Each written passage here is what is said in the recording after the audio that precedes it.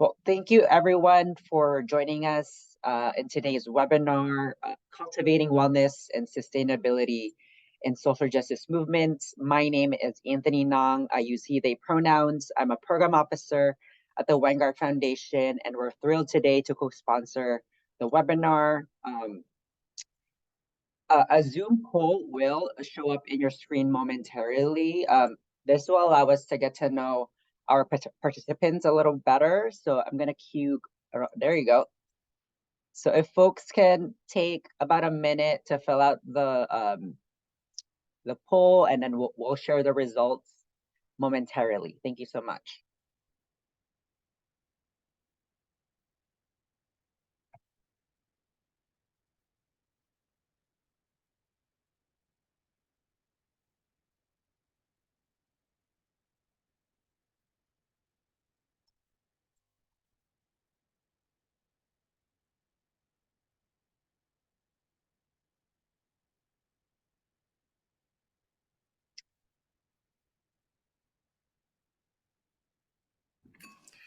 We're at 60% participation. I'm waiting for a few more. Okay, thanks, Aurora.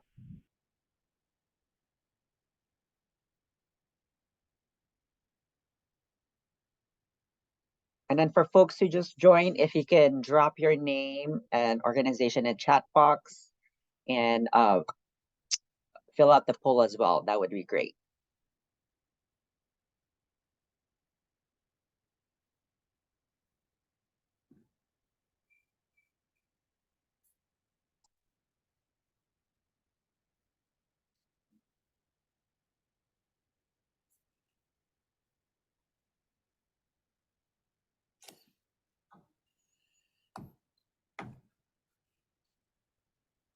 Okay, I will share the results now.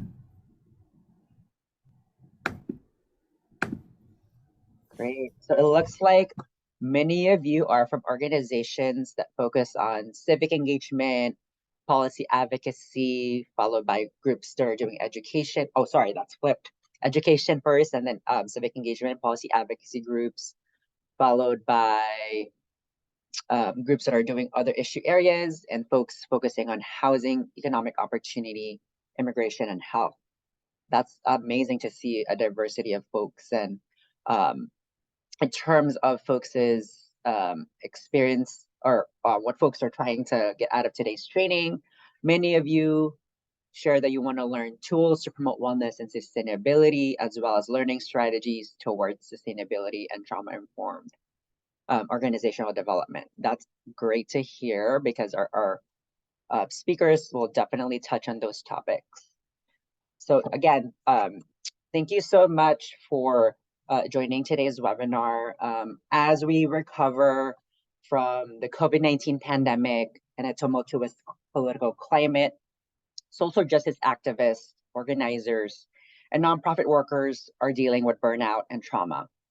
In a recent study of the immigrant rights sector called From Burnout to Wellbeing, Building a Sustainable Immigration Movement, the California Community Foundation and the Vanguard Foundation found to no surprise that immigration staff are experiencing high levels of unaddressed burnout and need solutions that promote the sustainability of the sector.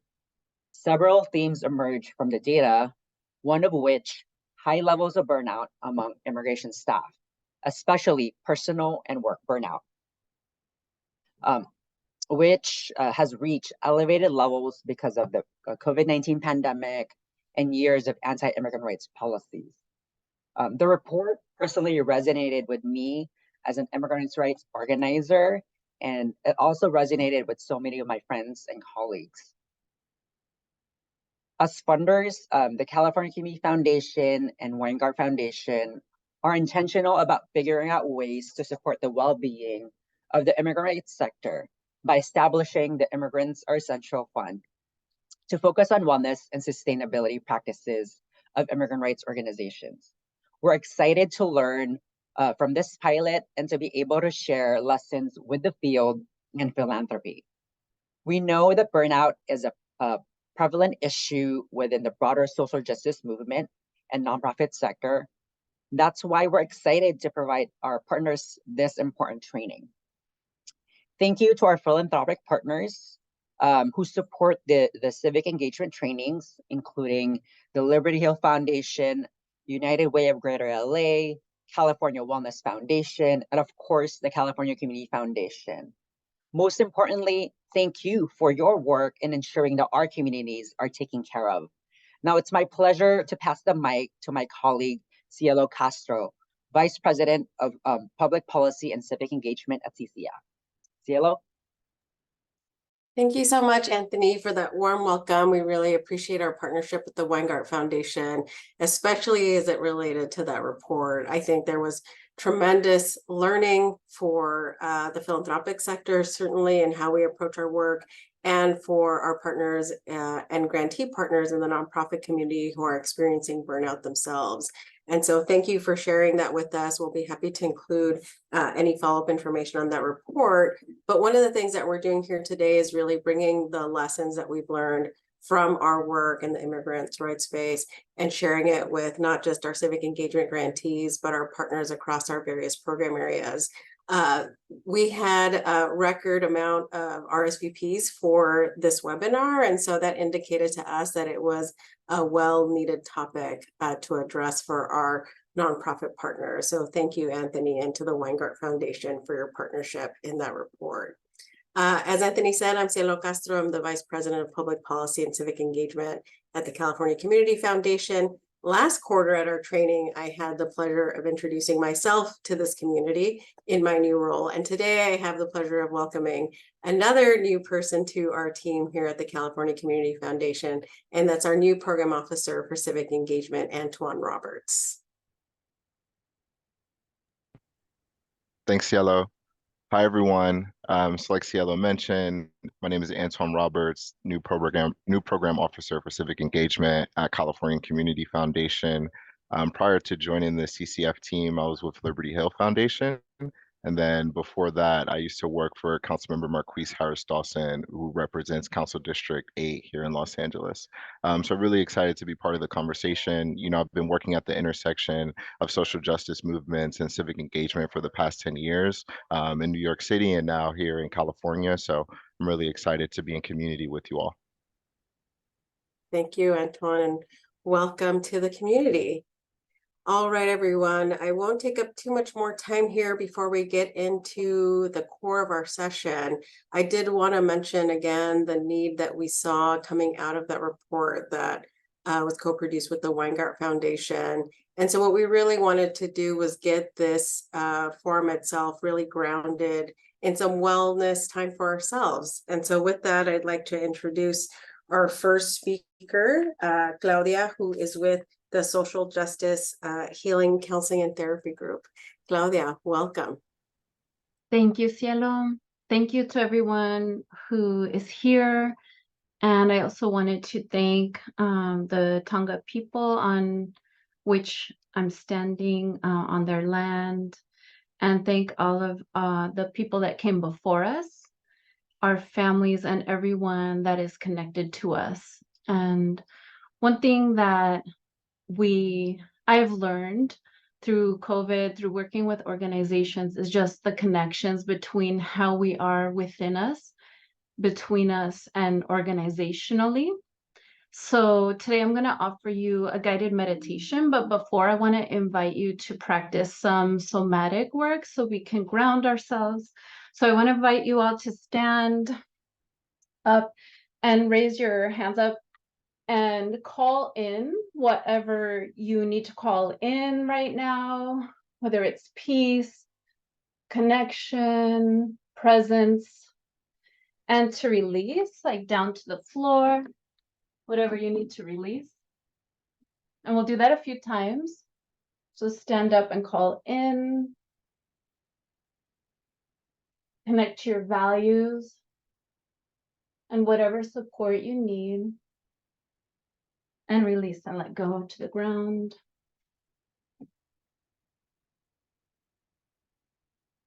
Knowing that the earth is here for you when you need her. And one more time, with your arms outstretched, the skies, the universe, Call in what you need. Take in a deep breath and feel yourself expanding, and release and let go through your breath as well.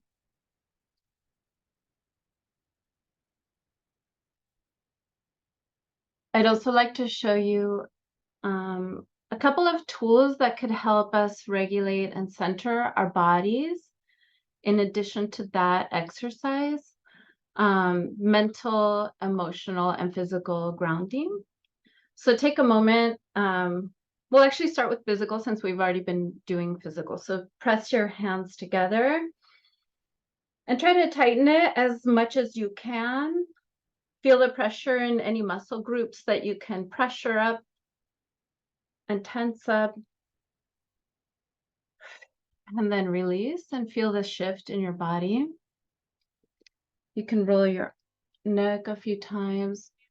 And I welcome you to check in with your body today and every day, throughout your day, remembering that we move stronger when we include our whole self.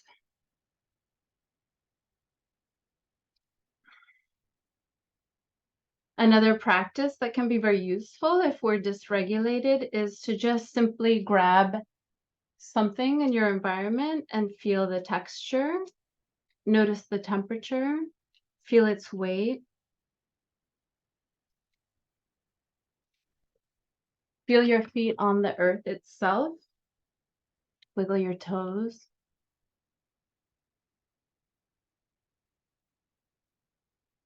And so those are some physical grounding. Some mental grounding, just observe what's in your environment and with a neutral, non-judgmental, observatory approach. Just notice. Notice the four corners of your room or whatever shape room you're in.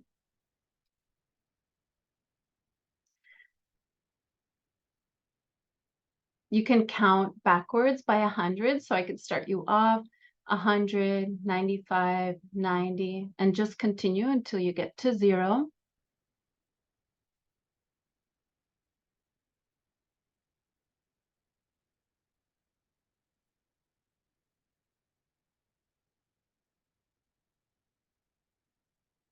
And find some text near you in your environment and read the letters backwards. So I see the word hello in the chat. So that would be OLLEH. Find any text in your environment. This should get you into a nice neutral state. If you're ever dysregulated, it's just a shift that can help us enter difficult conversations or whatever we need. Lastly, we have emotional grounding. So think of your favorites, your favorite color, your favorite time of day. Think of your favorite season. Think of the smells and textures of your favorite meal and perhaps sharing that with a loved one who nurtures you. And then if you can close your eyes and imagine people who fully see you and appreciate you standing before you in a semicircle. Imagine receiving their love and care. Neurologically, our brains will respond the same way if they're before us. So take a moment to receive their love and care and imagine their faces, their eyes as they connect with you. And just start from one side of the semicircle to the other. If you want to include the higher power, God, or the universe, and even pets.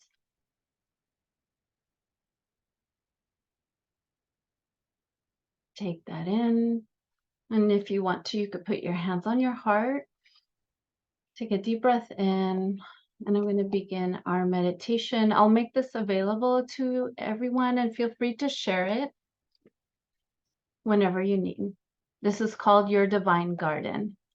And as you do this, one of the tools of EMDR is bilateral stimulation. I like to use this during meditation because it gets us into a bit of a trance-like state. It softens the mind. So feel free to tap if you feel called. and soften your breath. Welcome home to yourself. We will be exploring acceptance for all of your parts in order to reflect on the divine nature of your very existence. Think of all of your parts that make up your entire self as they function in concert with one another. Imagine them to exist together in a divine garden that is you. Your divine garden is luminous and glowing. It blooms in every color. It's rich with vibrant blossoms, nutrient-rich vegetables, and ripe fruit trees. Your existence is affirmed by all life forms that have existed in all times and all that will ever be. You are made of everything that exists in the universe. Consider that everything you've experienced blooms in your garden, and even the most difficult parts of your experiences that you wish to release have a place in your garden. All that is rooted in shame can become the rich, fertile soil on which life itself grows. And it doesn't have to be hidden because it transforms the earth itself to nurture you. Consider the divine nature of your cells flowing in harmony with your breath, affirming your existence in a rhythm that is unique to you, the universe, and your divine garden. And use all of your senses to explore your inner world. Notice fragrances of earth, jasmine, lavender, perhaps grasses, roses. What smells would be in your garden? How does your skin feel here? What time of day is it? What sounds do you hear in your garden? And what colors would you see? Feel free to bring forward any elements that are here to protect you and nurture you. Sit with the loving awareness that everything you have is everything you need. Your parts, your experiences, attachments, your joys and strength have all brought you here, have all brought us here together. And in this moment of truth, that you are worthy of your nurturing, your care, and your connection. Consider a light flowing over your head and grounding you to the earth. And the bottoms of your feet, imagine them rooting to the soil and down to the core of the earth. Imagine you radiate a healing light that protects you, and it expands, it connects us, it fills the sky and out beyond the horizon and back into the universe. Your existence is magnificent and divine.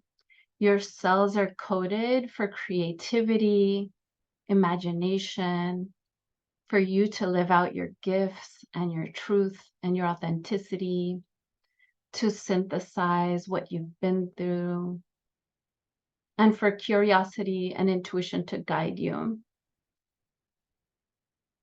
Your compassion and kindness is a gift to yourself and everyone in your life. As you reflect on your garden, thank yourself. And if you want to, you can put your hands on your heart and feel your heart. Thank yourself for expanding, for everything you've had to do and have wanted to do to endure, to survive, to thrive, to help other people, to help the earth. Thank yourself for your bloom. Continue to guide your flow by your own breath, in your own divine rhythm. You are just as you need to be. Your medicine is your joy and purpose and community. You are divine in nature, and that is the miracle of your existence. Thank you all. And when you're ready, you can just bring your attention back to the room by checking the four corners, back to this present moment, and back to the conversation. Thank you.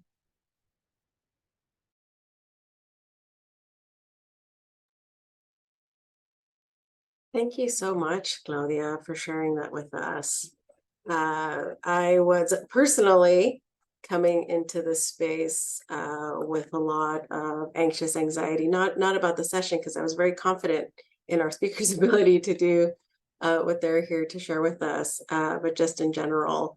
And I feel amazing. So thank you so much for sharing your talent with us and your joy with us. Thank you. Thank you. We see the thanks rolling in here on the chat as well. So we thought it would be good to start with a guided meditation, because I think for so many of us that work in social movements and movement building across areas, whether it's arts or health or education, or for us in civic engagement, that we're constantly rushing and moving from thing to thing and meeting to meeting. And starting with that grounding, I think really helps us settle into what we think is a session that's going to bring us a lot of joy, I think, which we just started with, and then some tools to help us bring that sense of wellness to our workplaces and to our community and to the way that we approach our work. So thank you again, Claudia, for that amazing start to our webinar here. And we will go on to our next speaker, who is Miss Jill Blanks with the Antelope Valley Partnership for Health. Ready, Jill? Oh, I sure am. All right. Good afternoon, everyone. It's great to be here. My name is Jill Blanks, and I'm from the Antelope Valley in Lancaster, California, with Antelope Valley Partners for Health. I'm just going to share my screen here.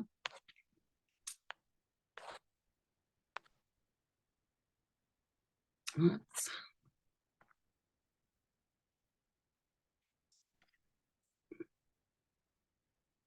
And there we go. I think we're set. We're all set. All right, great. Thank you for the confirmation. So it's a pleasure to be here, and I want to thank Claudia as well. Great way to get grounded and spend some time together learning about reflective practice and its impact for organizational wellness. We have several home visitation programs that work with families with young children that are required to use the reflective practice model. And at Antelope Valley Partners for Health, we actually adopted the reflective practice model and supervision throughout our whole organization.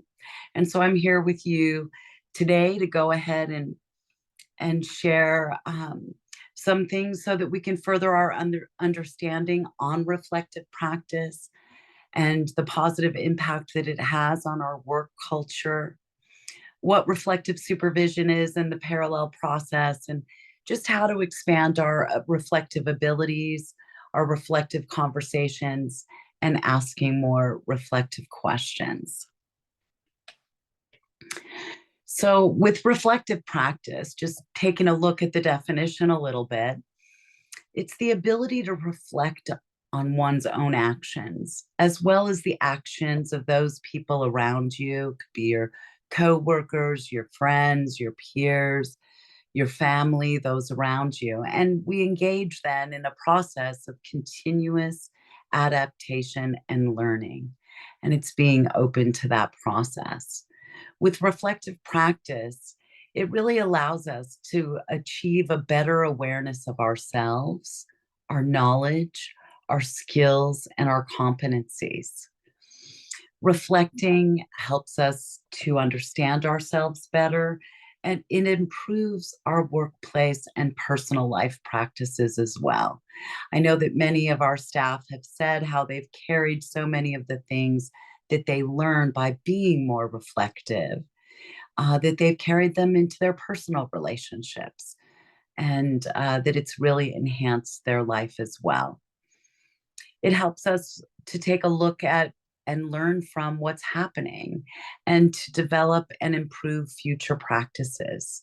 So we can look at our strengths, we can look at what's working well, and we can also take a look at what's not working so well.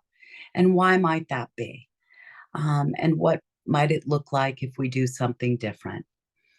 Reflection is actually a tool that helps to enhance people's ability to recognize different mental states, feelings, thoughts, and intentions in themselves and others, and then link those mental states to other behaviors as well. So when we take a look at self-reflection and how to increase our self-awareness, we really need to look at, one is taking the time, right? We need to make time to self-assess what's going on for ourselves, what's going on at work, what's going on in whatever it is that we're doing. And that way we can learn and grow. By asking yourself questions, you'll better understand what your thoughts are and your feelings, what your strengths are, and be able to identify areas where you may need to develop further. When we look at some of our thoughts and feelings and intentions, we can notice then what's working and what's not, so that we can take a look at what we want to change and move forward, so that we don't get stuck in that cycle of continuing to not like something or for something to continue to happen, and change it instead. And one of the things that we need to really help with our reflection is we need to be curious and open to exploring what our thoughts and emotions are and things that we can do differently, so that we get the improvements that we're really wanting to work towards. So it's that continual ongoing process. We want to create moments that are necessary for reflection, self-examination, and contemplation. And in this way, it really lets our strengths shine, and they continue to expand our strengths and get even stronger. And then it also allows us, when we're reflecting, to give ourselves permission to be human, to be able to identify some of the ways that, well, I don't do that so well. That's not, happening real well. Oops. It looks like my screen just went off. Hold on one second.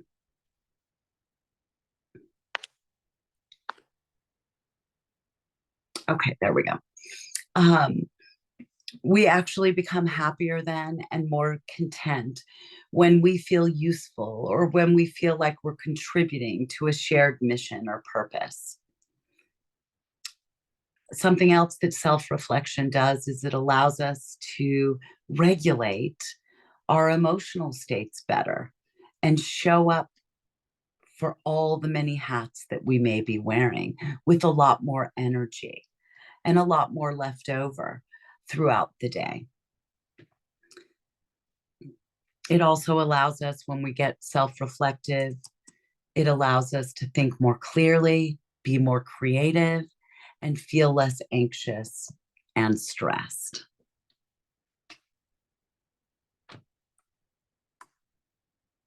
Self-reflection is really the desire, ability, and dedication to work on yourself, right? And some of the things that we need is we need some brave space. We need to be honest and take a look at things that are working well and things that we'd like to improve, and have that brave space to do that. And that means we need to be willing to be vulnerable, right? It's not always easy. Or that we're working on something and it's not going well, and what else can we do? We also need to be attuned and aware of the different feelings and emotions that we might be having about something, the different thoughts that we may be having about something. We need to show up and be emotionally present and bring our whole selves, right? In a world that really tends to do a lot of multitasking. We need to really just show up for that moment. And part of reflecting not only is giving us that time, but when we're also supporting staff and supporting others, we want to show up and be present with them as well and eliminate as many distractions as we can. And not be answering emails at the same time or texting on the phone, and just show up and genuinely be there and be there to listen. We need to have a growth mindset, right? And seek meaningful answers. As we go through that process, we need to explore and wonder about our own values and beliefs and biases. And then we need to commit to the process of change and personal development. So I'd like to ask everyone to pull out a piece of paper and something to write with. And we're just going to take about 45 seconds. That's about 15 seconds on each of these 3 questions. And I just want you to jot down, what are some of the reasons that you do the work that you're doing? What are some of your strengths that you bring to the table? And what's one thing that you'd like to change? And just make a note about each of those things.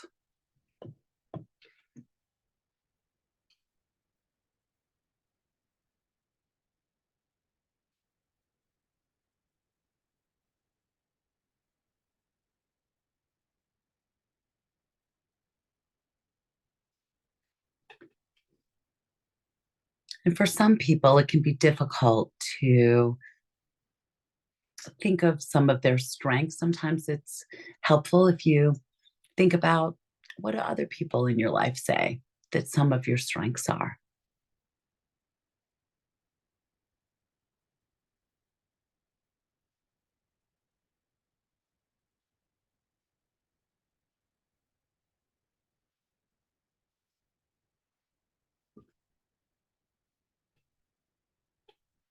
If you haven't had time to finish, you can always come back and finish and reflect on that a little bit later.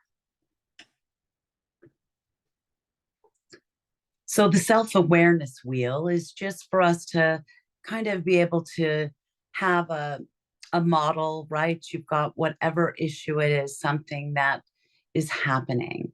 And again, we're approaching it with that openness and willingness to learn and to grow, that growth mindset. And it's helpful sometimes for us when we have an issue to take a little bit of a step back and be observant and notice what's going on, right?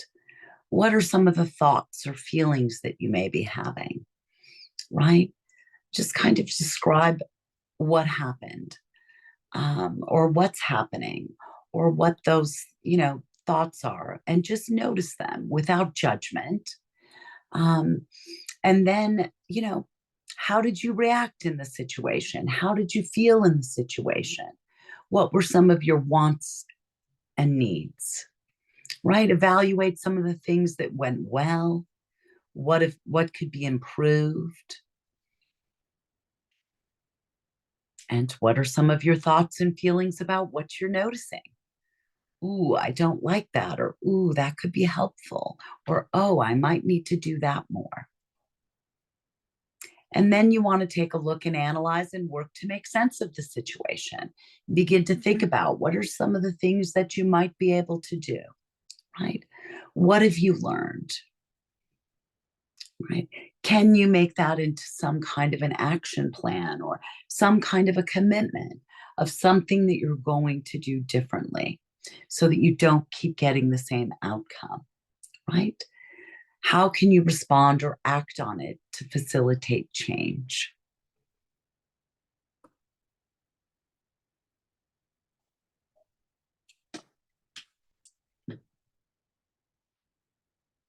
So let's talk for a few minutes about bringing organizational wellness through reflective practice.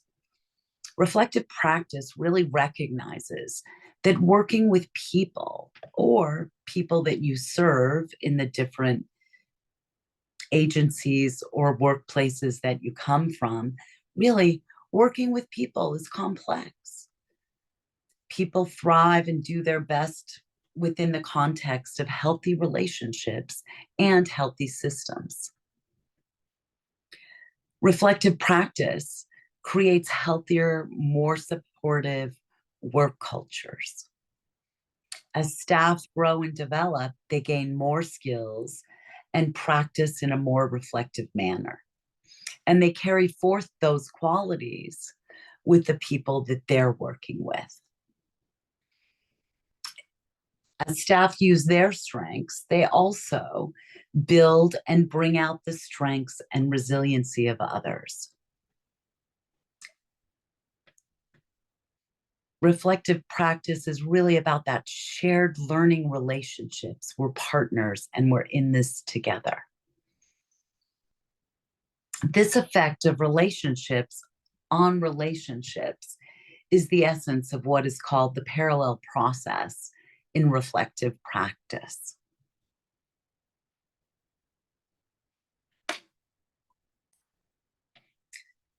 So the parallel process is really about people, right? There's various people of a system that are in relationship with one another. And they influence each other by the nature of being in a relationship. And that influence can be positive or negative. Engaging in reflective practices has a positive effect on agency practices and functioning. So an example of this, think about an example of the parallel process, right? It's kind of mirroring. And again, that can be positive or negative. So did you ever, go to work and you're just really feeling good, the morning's gone well, and you get to work and you kind of get surrounded by people that are just complaining, they're kind of negative, they're being loud, whatever it is that's happening around you, they're complaining about something, and it just starts to affect your mood and starts to pull you down, and you notice that you're losing the good mood that you came in with, right? And the opposite can happen as well. Sometimes we're super rushed in the morning and we hit more traffic on the way to work than was expected, and all these things are coming and you come into work, you're feeling a little flustered, and the people around you, they're positive, they're excited about the day, they're excited about a project they're working on, and that begins to rub off on you as well.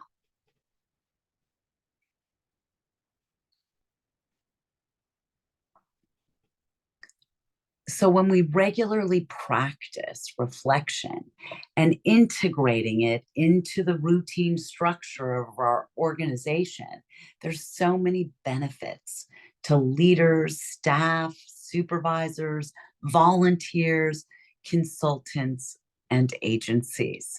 It's numerous. Staff thrive and genuinely feel cared for and supported in the work that they're doing. And research shows that we actually, when we're able to identify our strengths and we're operating in that really good zone of being happy in the work that we're doing and feeling positive about it, that those strengths just continue to grow. And then what happens, right, is the clients or the populations that we serve, they become more engaged in the services that we're providing. They reach more of their goals. We reach more positive outcome measures that they're working on, the clients that we're serving, or that is required from the programs that we're working with. It also helps to reduce staff burnout and staff turnover and job and volunteerism satisfaction increases exponentially. Integrating reflective practice within and throughout all levels of an agency helps to create a more effective, healthier team.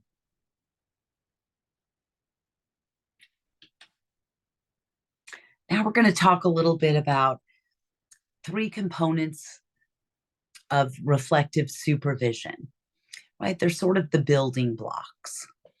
And that is, they need to be collaborative, right? It's a different kind of approach. It's not a supervisor telling a staff what to do, right? Or solving their problems for them. It's really thinking about it and thinking through it collaboratively. Approaching a problem or a shared goal by working together and exchanging ideas. The supervisor and the employee or the volunteer, they're actually partners, which will help them reach the goal, rather than the supervisor being the expert about what is right or wrong. But they're rather a partner in exploring and shared learning together. The other component that it needs to have is it needs to be regular and predictable, right? Creating a regular and predictable supervision time, check-in time is so incredibly important, and to meet on a consistent basis. So some of our programs, right, the programs require an hour each week of reflective supervision, and some require a little bit more depending on caseloads that the person is carrying. But the importance of it is for it to be predictable, and something that people count on. This meeting often establishes safety and commitment, right? And we are free of distractions. We're carving that out for that person. It can be in an office.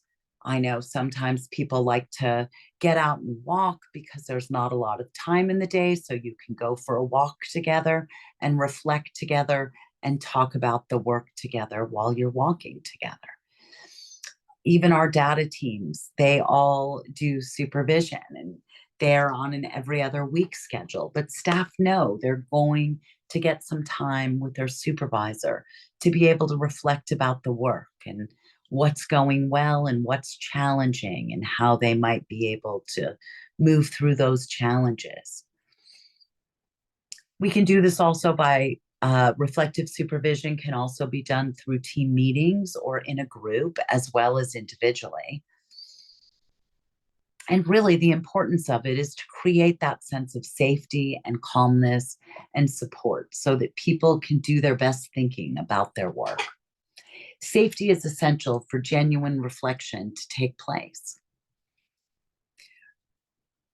In reflective supervision, you're building trust, and both ways, both between supervisor and staff, or supervisor or coordinator and volunteer, whatever that is.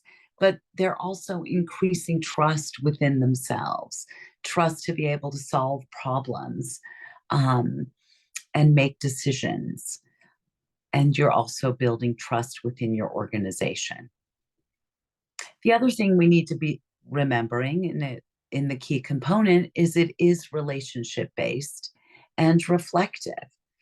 So we want to be thoughtful and considerate of all the relationships that we may be dealing with, right? It's the person in front of you, it's you as supervisor, but it's also what that person's bringing to the table, maybe things that are happening in their personal life. It could be things that are happening in your personal life, and you're working to do work together, right? And you may be talking about clients that you're serving or the population that you're serving and challenges that you're working through. So sometimes we're also dealing with those things directly or indirectly, right? As staff begin to solve some of their challenges and overcome those and reflect more about that and build on their strength, they're also able to do the same thing with whatever clients or population that they're working with as well. So it really has this very positive domino effect. And reflective supervision really involves careful thinking about the parallel process, right? When we come to work and we're, just feeling really anxious, or we have a lot on our mind, we're not going to show up as much for whatever tasks we have for that day. And that may begin to then impact others as well. So how do we build our reflective capacity, right? One of the things that we need to do is we need to think about some of the things that we can do to increase our self-awareness. And one of them is taking time to pause and consider what's happening inside and outside of ourselves, our body, our mind, our spirit, right? Positive influences that may be happening around us, right? As we begin to consider different perspectives, explore different approaches and options, and really just kind of be curious and maintain that curious stance. What might be happening here? What might be going on? When we really take time to reflect, one of the things that happens is there's some positive impacts in the brain. It opens up and positively impacts our ability to expand our cognitive functions, right? Which involve planning, flexibility, delayed responding, which would be things like, not reacting to situations, not getting overcome by emotions in a situation. And it opens up more creativity for active problem-solving skills. This also opens new pathways for learning and expands our creativity and helps us to regulate our emotional states more effectively and in healthier ways. And that's something that we then take with us after we're done at work and we're going on and about our life. There's more of us left over than after. Some of the things that you can do is take a look at active listening skills and what they are. You can go online and you can research them, right? And begin to take a look at expanding your active listening skills, because it's really about listening to understand instead of listening to speak and respond or reply. You really want to be present and listen so that you can understand. There's different active listening skills, which is in this PowerPoint that you'll get, right? We want to be fully present in the conversation. We want to notice body language and expressions and tones and show interest by practicing good eye contact and asking open-ended questions to encourage further responses. We want to paraphrase and reflect back to what's been shared and listen and understand rather than respond. We want to withhold judgment as well. So here's some different reflective conversations and questions. I know I'm just about out of time, so I'm going to just skip or go through this fairly quickly. These are some open-ended questions that you can encourage and engage in more sharing. There's also some additional reflective questions that you can ask, a different way of thinking, right? These are some reflective questions for leaders. How am I creating hope through this challenge or change? What needs to happen in my organization or program for people to feel safe and engaged and informed and useful? And here's just a closing activity. You can write down what's one thing that you've learned about yourself today. What's one takeaway that you've gained from today, so that you make sure that you take those things away so that you can reflect about them as well after. Just want to thank everyone for being present today. Thank you for having me today. It's been a pleasure. If you have any questions or you need more information, please feel free to email, or you're welcome to call or text. I've got my cell phone number there as well. Thank you very much, Jill. I really appreciated your presentation, and I think for me, um, your voice is very soothing, and so I was like, oh, she would make a great therapist, which you do in your professional life. Yeah. I think it did. I did send Jill a message because we want to make sure we give our next speaker ample time for his presentation, but we really appreciate Jill's partnership with us and sharing a bit about Antelope Valley Partners for Health's approach to reflective leadership and sharing the tools with us that she did. So thank you very much, Jill, for sharing your expertise with us. I know it looks like, there you go.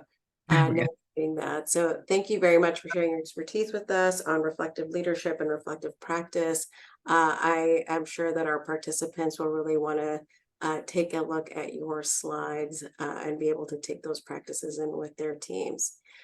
With that, I would like to introduce our next speaker, Victor Nato, who is with the UCLA Labor Center. So we're excited to welcome him here.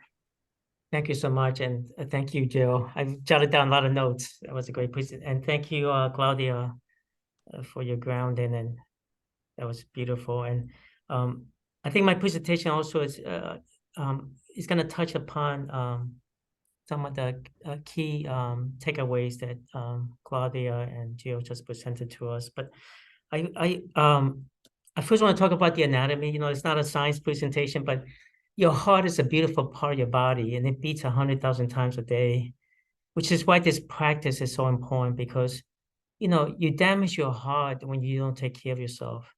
And stress and anxiety is not good for your heart either. And in the work for justice, it's always demanding. There's a lot of stress involved, and we're always dealing with so much. And so be kind to yourself for the purpose of being kind to your heart, you know, and that way it would be there for you for a lifetime. And then you breathe. We breathe endlessly. We have to breathe. Breath is the essence of life.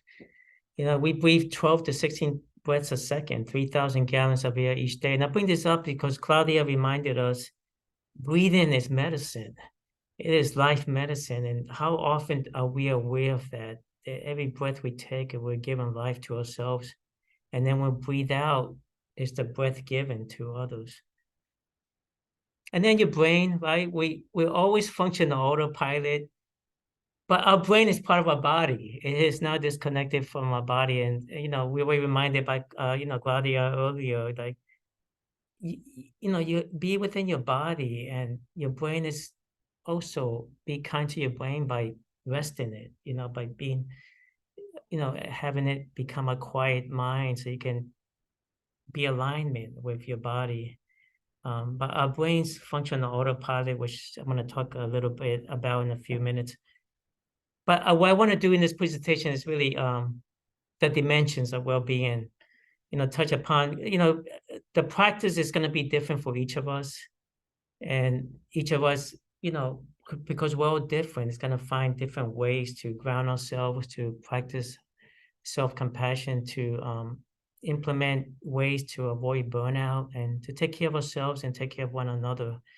But I'm going to talk about the emotional, the intellectual, the occupational, which we have been talking about today, the physical, the spiritual, which I'm deeply grounded in, and then the social. And the idea, again, is find something that works for yourself. The beautiful part of this process is we're all different. We'll find a way to create a recipe for ourselves that has, you know, that will help us in our daily practice. So emotions. I always tell my friends in social justice work, emotions matter. It cannot just be always about analysis. We cannot always do everything through our minds and think through situations. It's about, you know, emotion. We're emotional. Human beings are emotional beings, and we should value our emotions, and then develop the ability to manage our emotions, have conversations with emotions. I think emotions are one of the messengers. I mean, they lead you into your inner wisdom, especially anger. Anger is a dominant emotion in social justice work, but anger can be a powerful messenger. We can learn from moments of anger to ground ourselves. And then your feelings are valid. Really, just as, you know, ideas are valid, feelings are also valid in this kind of work. Mindfulness, you know, I think Claudia and Jill definitely do her reflective, you know, practice. You know, they were bringing us to the, you know, reminding us of the importance of mindfulness. You know, really stopping it, you know, pause, taking a pause at the present moment, breathing yourself into the present moment to see the reality for what it is in the situation in a non-judgmental way. And that's always the best way to deal with crisis, conflicts, emotions, those situations that can cause major triggers in this kind of work. And then mindfulness is also a way for us to create awareness of the awareness. It's the awareness of our emotions, looking at our emotions or a situation for different perspective.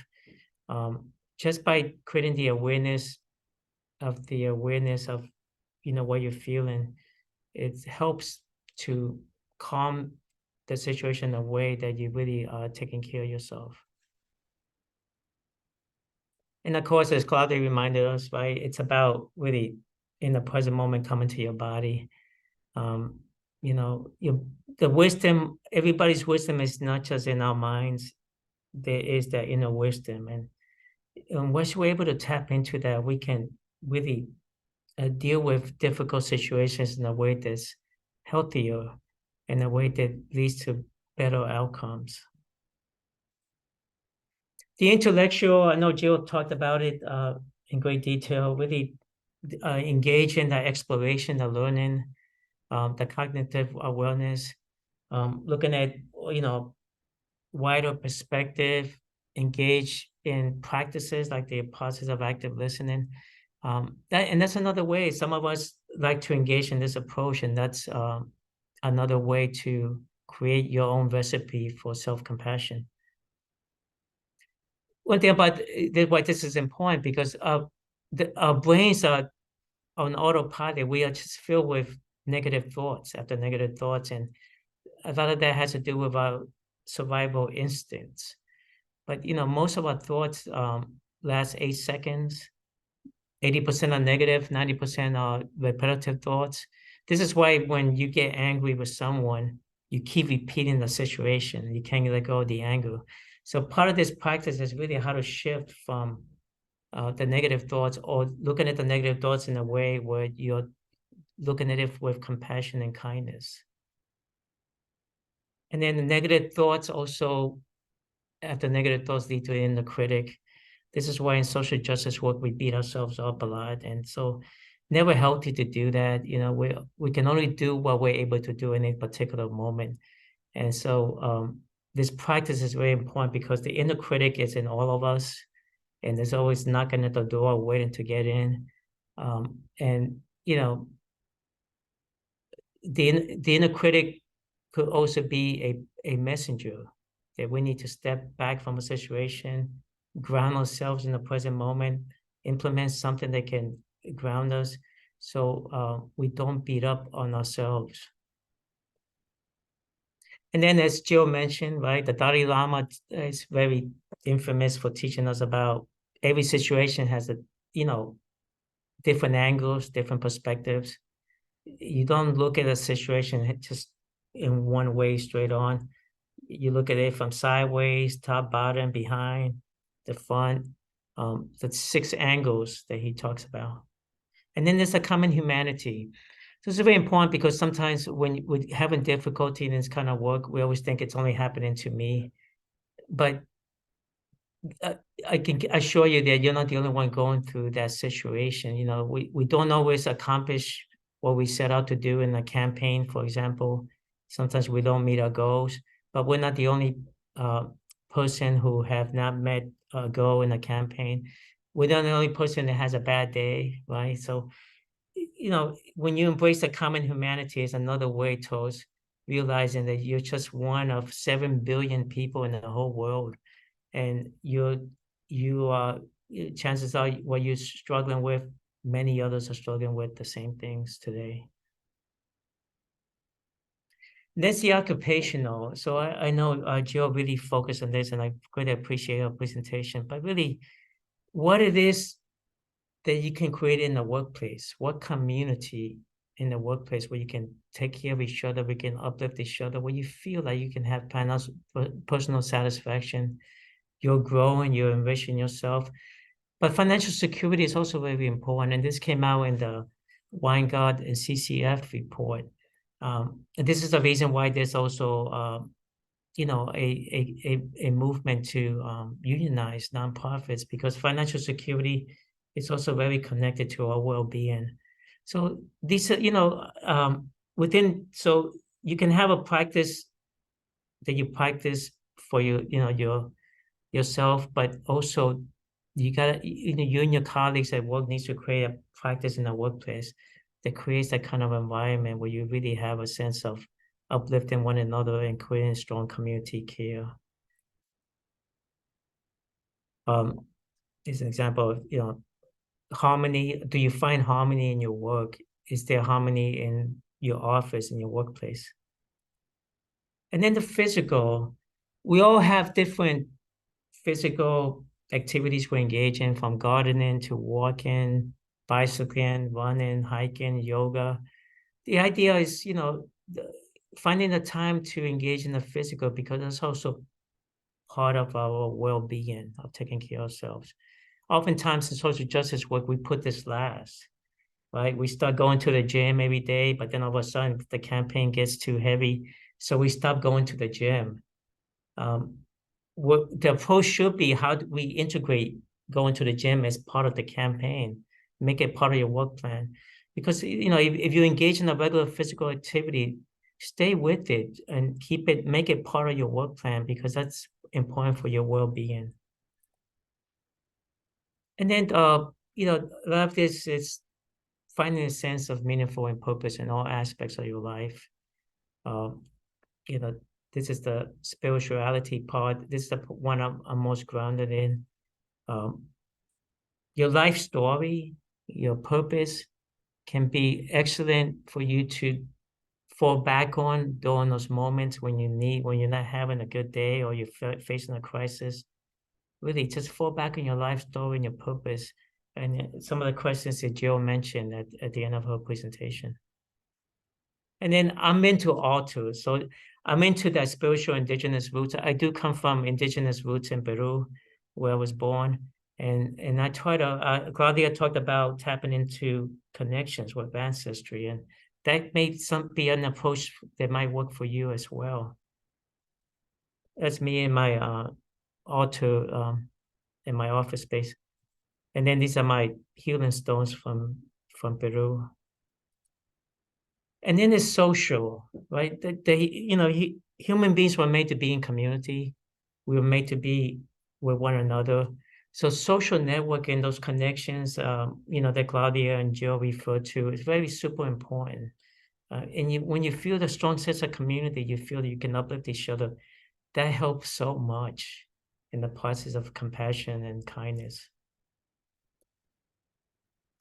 And then, loving ourselves does happen in community, and collective care is just as important as self-care in the organization.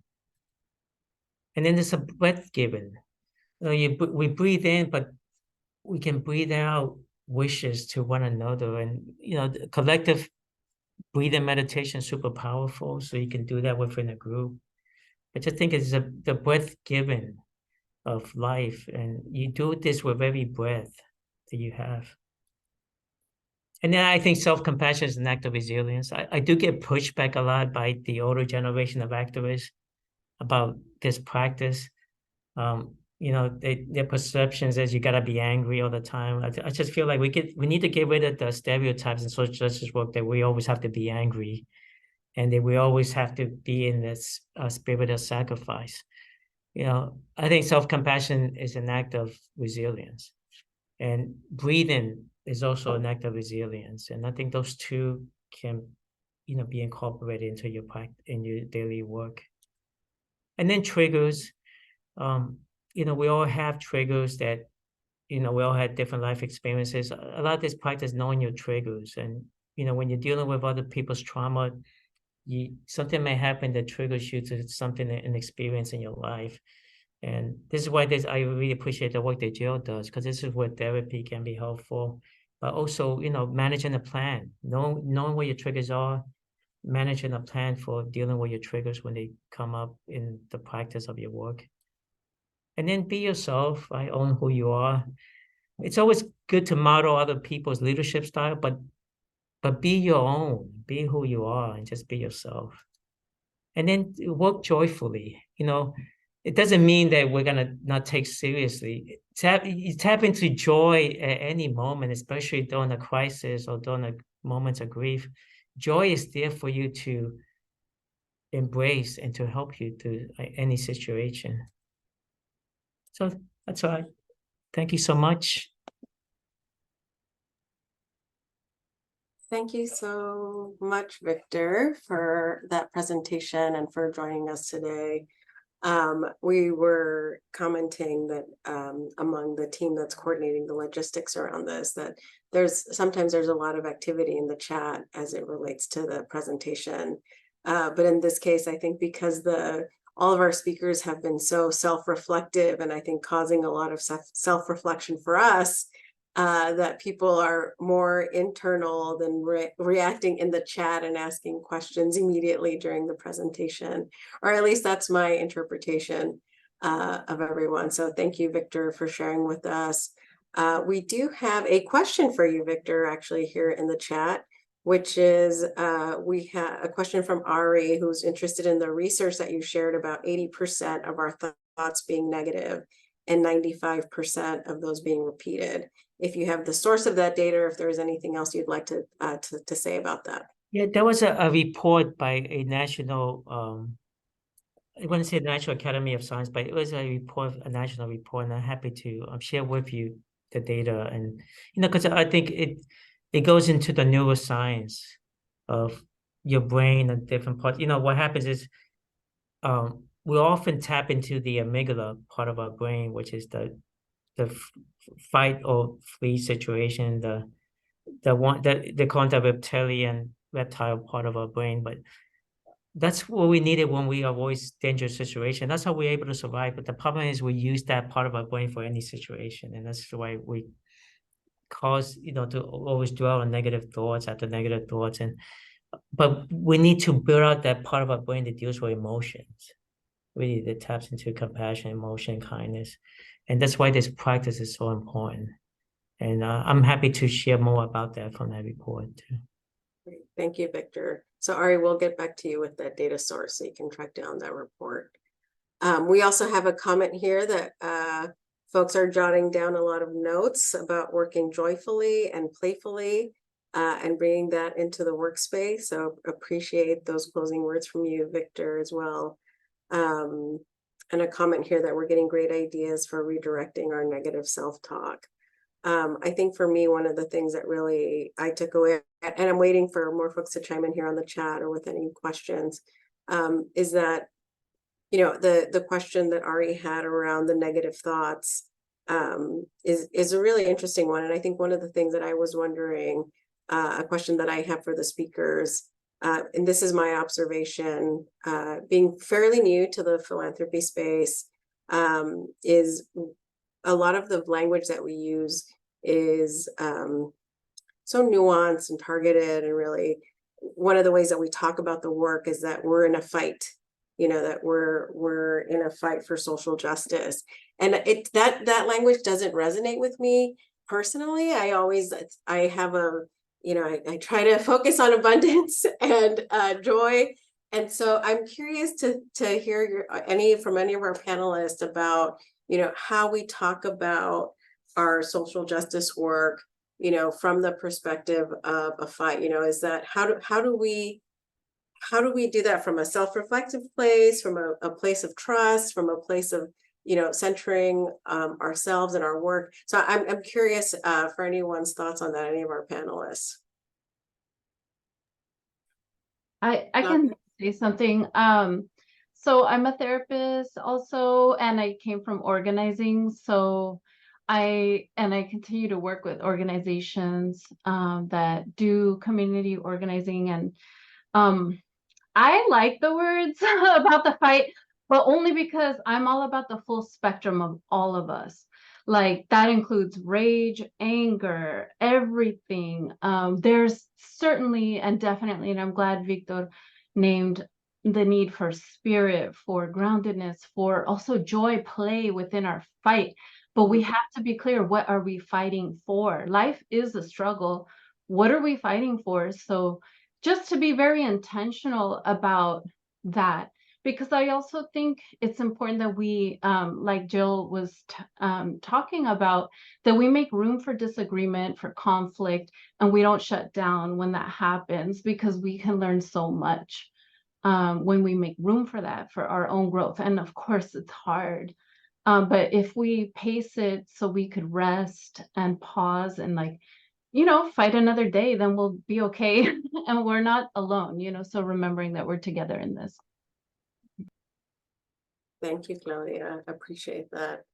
We do have a couple of questions coming in here on the chat. Can someone touch on the idea of mind-body connection and how that can affect our well-being?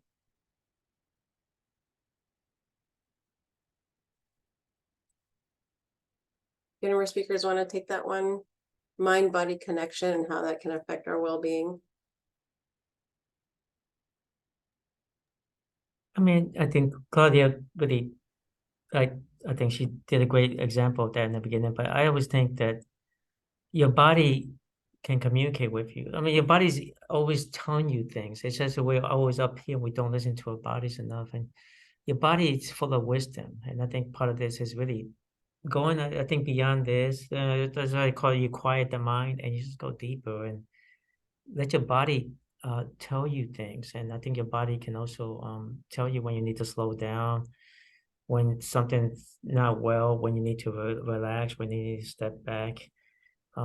So I think a lot of this is really, do we listen enough to our bodies? Do we have the conversation with our bodies? So I'm going to turn over to Claudia so she can finish that. Yeah, and along with that, when we're dysregulated, it'll show up in the way we're even thinking or communicating. It'll be a lot of black and white thinking, all or nothing, pressured thoughts. And the funny thing about our brains is it is really hardwired for negativity.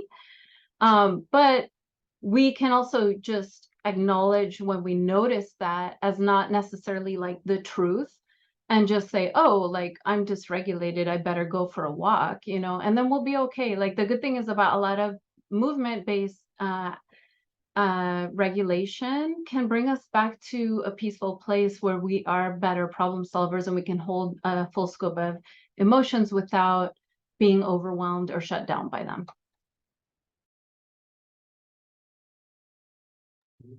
Thank you, Claudia. Oh, Jill, did you want to add here? Yeah, I was just going to tag on I think that mind-body connection is so important. And as Victor mentioned too, spirit as well. And I mentioned it just briefly. And they impact each other. It's like the parallel process, but with our own mind and our body, right? So if you're not feeling so great and you're still at work, let's say you've got a headache and it's coming on and you're just kind of feeling low. I mean, this is something that I used to do. I'm a big allergy sufferer. It's a simple example, but I'd get really bad sinus headaches and I still had quite a day to go. And I'm not really a primper. Like once my hair is done in the morning, it's done. Like, or my makeup, so I don't generally touch up. But when I had headaches and noticed that, I would make it a point to pause, go in, freshen up my hair, my face a little bit, right? And just sort of reset. And it really helped. And it just really helped me pull down. So there is a lot of mind-body connection, right? And when one's out or the body's in pain, it affects the mood, it affects the mind, it clogs the thinking, all of those kind of things. So just wanted to add that piece. Thank you. We have another question here for our speakers. If any of you are familiar with this might be specifically for Victor, but we'll give everyone a chance here.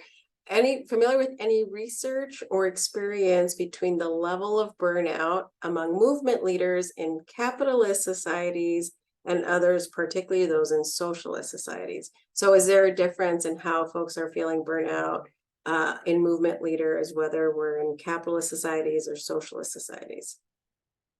Yeah, well, the World Health Organization identified burnout as an illness based on, conversations happening in other countries.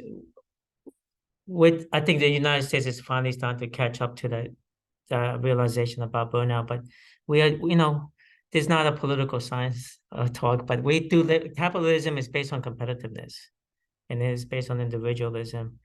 And I think individualism is not healthy for the human being. And when I teach my students at UCLA, they're all like worried about competitiveness, getting the best job. And so I try to shift them from that to a more collective social model, a model collectivism. And this is why I think in this country, you have the higher rate of heart disease and illness related to stress and anxiety than in other countries. And so I think we already have to deal with that in this country, doing this kind of work. We're doing it within a capitalistic free market economy, which is not ideal, I think, for the human being. So that's my political statement. Yeah, I would hop on what you said, Victor. I went to a decolonizing therapy conference last year, and we learned that Colombia, South America, like where my family's from, they're one of the most collectivist cultures in the world. And I always wondered why I felt kind of like a jarring sense of like, solitude in this country. Like, and I think we have to be very intentional about building a sense of belonging in our organizations. And that means like slowing down the pace sometimes. That means like unpacking assumptions like Victor named, like this kind of like, if the bullying kind of mean intimidation was the approach in the 70s, that's not working anymore. And people reject that. So what I mean, I know I'm not speaking to the data, but in terms of like how we feel as isolated people, most of us come from more collectivist cultures if you go far back enough, and we can create a sense of belonging, but it just takes a lot of our imagination and our connection and an open dialogue that's vulnerable, and that those feedback loops, so we could not just be at our best at all times, because that's not authentic, like we can be messy sometimes in front of each other, and that helps us feel like we are okay. We're not alone. Thank you, Victor and Claudia, for sharing that. We have another question here. What are some simple practices to help shift that mindset that Victor just mentioned?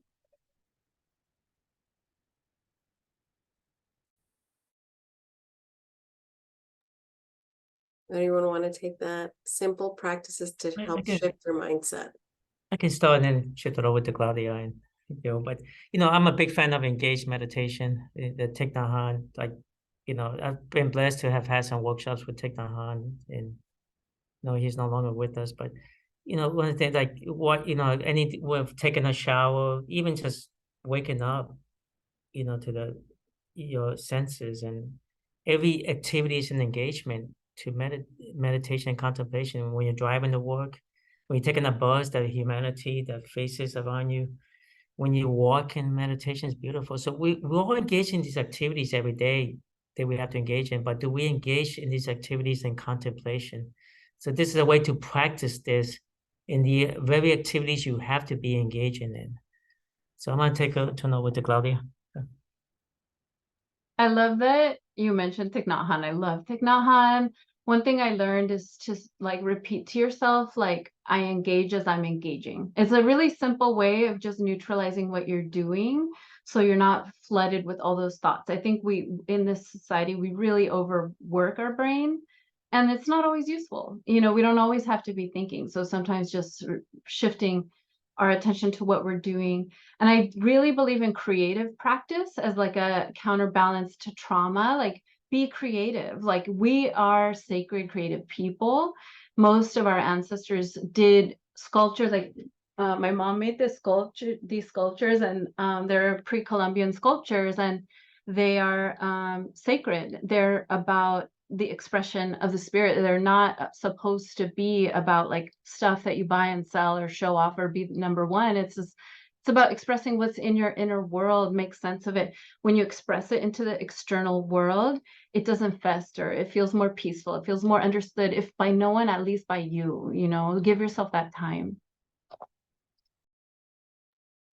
Thank you, Claudia and Victor. Claudia, what was the thing that you repeat to yourself? I engage in Whatever it is that you're doing. So in the meditation, I did a silent retreat at the Buddhist temple, and it was a walking meditation that we were doing, but they said literally anything you're doing can be a meditation, and you just repeat a simple mantra. Like when we were walking, it was, I walk as I walk, just that simple. And so you're not trying to have like a positive, sunny disposition necessarily. It's just kind of like simplifying, Got it. I'm jotting that one down. So I'm glad that we're sharing those short takeaways. And we have another question here. What are some ways in which we can be more inclusive of the neurodivergent community members in healing and collaborative spaces?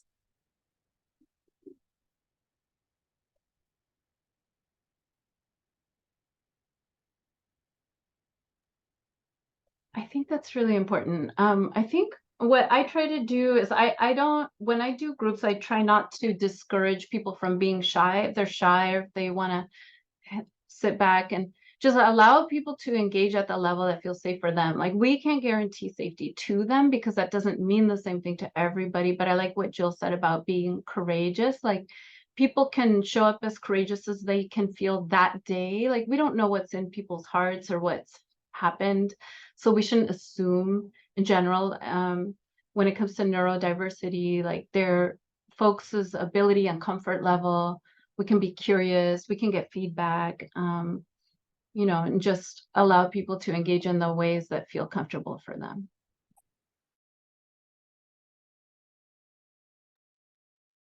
Thank you for that, Claudia. There's a question here in the chat that I think will probably apply for many of us in our workplaces, which is, thank you for sharing. I also work with folks that might find mindfulness practices foreign. Do you have any recommendations for practices that I can propose, maybe in meetings, to help other folks shift our organizational culture to center reflection and mindfulness so folks don't feel overwhelmed by something different or new?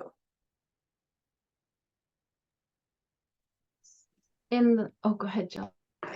Okay. I was going to say, I think that that you really could just Google something and find what seems, I know that sounds, but find something that you think will match for your staff.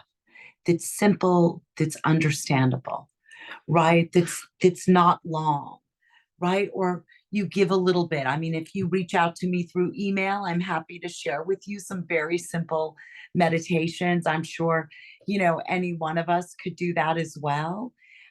Something for the morning, something for the afternoon, and that you just educate a little bit on some of the benefits of mindfulness. It doesn't have to be super long. Sometimes people think of it as needing to be something very involved, and it can be very simple and just taking a moment. It can be pulling up, OMM. I'm trying to remember. It's an app, but it's meditation, and you can pull up a candle that's burning on your phone and just set a timer for 1 minute and look at it and just really work to clear your mind and to notice what's coming in and let it sort of go out. It's like Claudia mentioned earlier, right? We do live in a society where the mind is busy a lot and all the time and overworked. And it's nice to just go, it's okay not to think about anything, or just to fully tune into the present, or, hold a paper clip and think about, in your hand, what does that feel like? So I'm happy to send you some real simple things if you email me. I like the idea of providing multiple options that activate your five senses. Again, creative practice once again. And going back to what Victor mentioned, going to our ancestors. So there is a problem with how mindfulness is taught in the West because it's hyper individualistic, when the goal of it is so that we're peaceful enough to have generative conversations and problem solving and help our community. It's not supposed to be just for you. And it's not possible for our mind to be empty. So sometimes students or adults who try it feel like they're failing. So the invitation that I've been given was to look in my own ancestral practice, which is back to Peru. Like, it's Colombia, but Peru. And it was really beautiful. When I did that research, I found out that the first thing that my ancestors did was wake up the sun and offer it corn and put corn on the coals. And I was like, oh, I love popcorn. It's perfect, you know? So like, but when you're facilitating, you could invite folks to look at in their lineage or their existing religion or whatever their belief system is. Mindfulness is there. So it doesn't have to be called that for it to be something that's grounding. Like for my mom, she would have been praying the rosary, and that's bilateral stimulation. It's tactile, it's soothing. And yeah, so it's whatever folks are already doing, just tapping into that. I think that's really powerful, Claudia. I think for me, mindfulness coming from a Western perspective, right, is so focused on self. And it goes back to Victor's point on, the capitalist society in which we're operating right now. That mindfulness for us is really meant to bring collectiveness. And I think how we approach that in community, in our workplaces, where so many of us are focused on social justice work, it's really shifting mindset even for us. So I really appreciate that.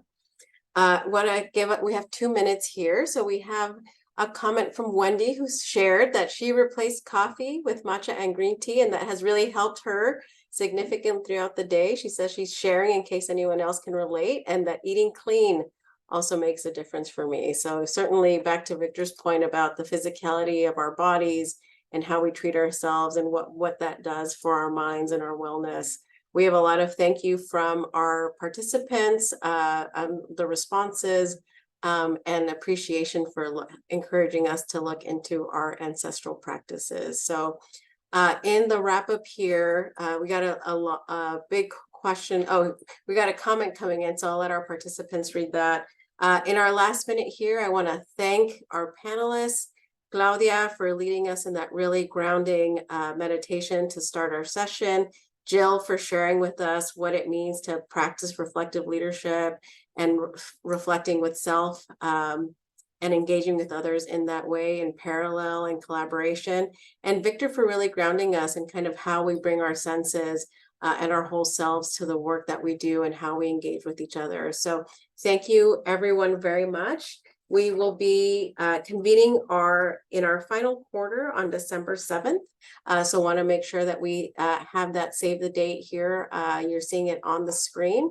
And a reminder that we'll also be sharing the slides, the recording of the presentation, and any references that were mentioned during the conversation, including the link to the report that we started with and any other resources that our panelists would like to share with our participants. So thank you so much, everyone. We really appreciate all of your participation, and thank you so much to our panelists for being with us. I hope everyone can approach the afternoon feeling as refreshed and inspired as I do. So thank you everyone for joining us.